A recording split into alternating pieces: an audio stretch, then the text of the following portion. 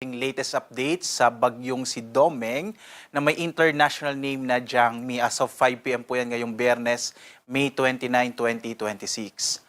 Sa ating latest satellite images, makikita po natin na ito po yung bagyong si Domeng na ang huling lokasyon niya ay nasa 1,120 kilometers silangan ng Central Luzon. Makikita po natin na wala pa rin masyadong direktang epekto ang bagyong Domeng dito sa ating bansa. Wala pa rin po nakataas na anumang tropical cyclone wind signal. Pero makikita niyo po itong kaulapan na to. Ito po yung trough o extension po ng bagyo. At ito yung magdadala ng maulap na kalangitan, lalong-lalo na sa may bahagi ng Eastern Visayas at ilang bahagi ng Bicol region. So yan po yung tinatawag nating trough o extension, mga kaulapan na dala ng bagyo.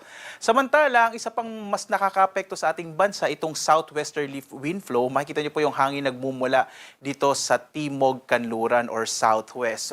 Ito po ay precursor na or panimula na po ng tinatawag naman natin na habagat. So posible this weekend ay deklara na ng Pag-asa ang pagsisimula naman ng habagat o yung hangin nagmumula dito sa Timog Kanluran. So in-expect po natin this weekend ay posible pa rin ang maulap na kalangitan dulot ng southwesterly wind flow, particular na dito sa may bahagi, kanlurang bahagi po ng Kabisayaan, ng Mindanao at maging sa area ng Palawan. Habang yung trough nga nitong bagyong si Domeng ay magdala ng mga pag-ulan sa may bahagi naman ng Eastern Visayas at ilang bahagi ng Bicol region. Inaasahan naman natin sa iba pang bahagi nating bansa dito sa Luzon, this weekend, generally po ay medyo mainit pa rin yung panahon pero posible or mas mapapadalas pa yung mga localized rain showers and thunderstorms sa dakong hapon hanggang sa gabi.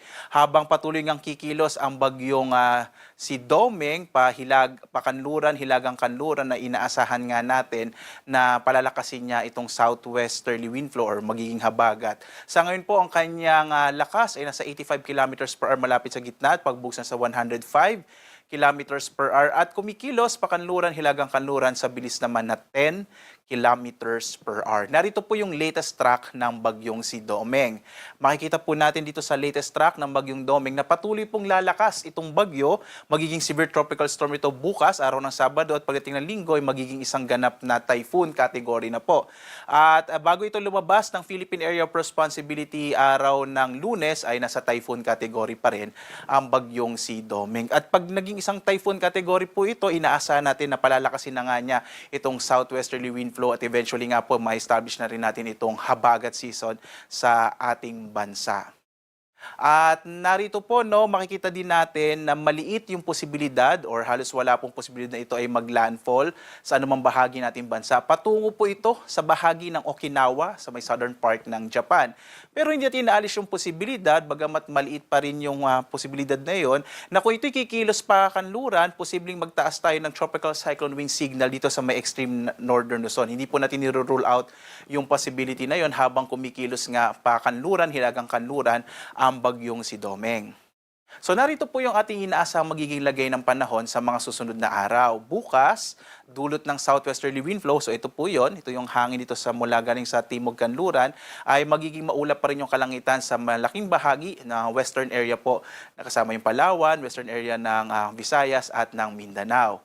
Samantala, pagdating ng araw ng Linggo hanggang Martes, mas makikita po natin dahil kagayang binanggit ko kanina, magiging typhoon category ang bagyong si Domeng. So lalakas po yung hatak niya. Eventually po dito sa southwesterly wind flow, magiging habagat na nga po ito. At yun yung magdadala ng mga pag-ulan. So sa mga kababayan natin, asahan po natin bandang Lunes hanggang Martes, magiging maulan, lalong-lalo na sa may kanlurang bahagi ng Luzon at Visayas. So lalo po, bibigyan ko po ng diin dito sa may area ng Bataan, Zambales, gayon din sa Pangasinan, ilang bahagi ng Central Luzon pa, kasama po ang Calabarzon, Mimaropa at maging sa bahagi nga ng Metro Manila. So asahan po natin, lalo na dito sa Metro Manila, pagdating ng araw ng Lunes or ng Martes, ay magiging maulan po, dulot po ito nung inaasahan natin na habagat na palalakasin ng bagyong si Domeng habang papalayo na sa ating bansa. Asahan din po ang iba pang maulan na panahon or sa ilang pang bahagi ng ating bansa dito sa may Luzon at Visayas. Habang sa Mindanao, makikita niyo po sa ngayon medyo maulap yung kalangitan, posibleng mabawasan po yung kaulapan na yan sa mga susunod na araw. At maliban nga dito sa bagyong si Domeng, wala na tayo iba pang minomonitor na low pressure area o bagyo sa loob at labas ng Philippine Area of Responsibility.